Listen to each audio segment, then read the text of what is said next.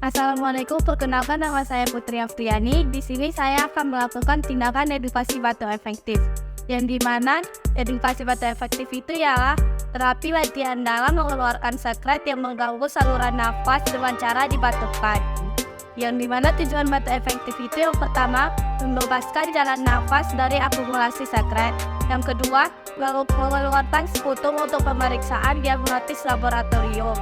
Dan yang ketiga, mengurangi sisa napas akibat akumulasi sekret.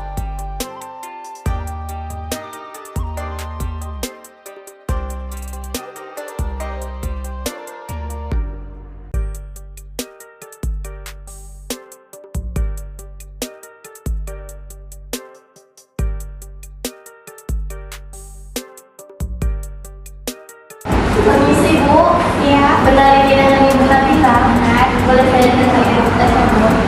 Saya benar ya Bu. Gimana Bu? Ada kendala nggak hari ini? Iya, di sini saya merasakan di tenggorokan saya seperti ada yang ganjel seperti dahak. Itu kayak susah banget buat bernapas Bu.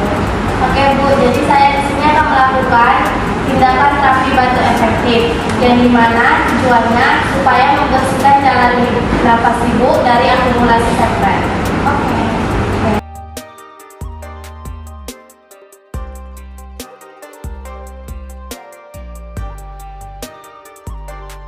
Oke Bu, baik. Yang pertama kita letakkan tangan kanan di dada, tangan kiri di perut. Tarik nafas dan tunggu selama 4 detik. Setelah 2 detik, hembuskan dengan menggunakan mulut berbentuk bulat.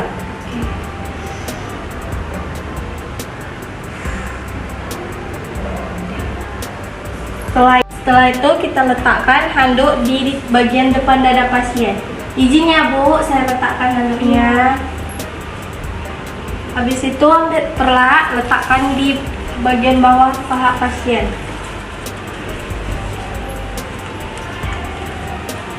Habis itu taruh bengkok di atas paha yang sudah dilapisi perlak. Setelah itu tarik nafas 3 kali. Yang tarikan ketiga Ibu batukkan dengan kuat.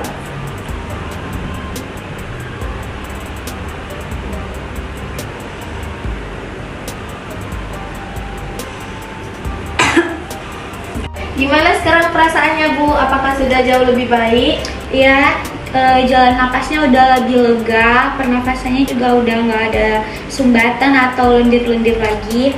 Nah.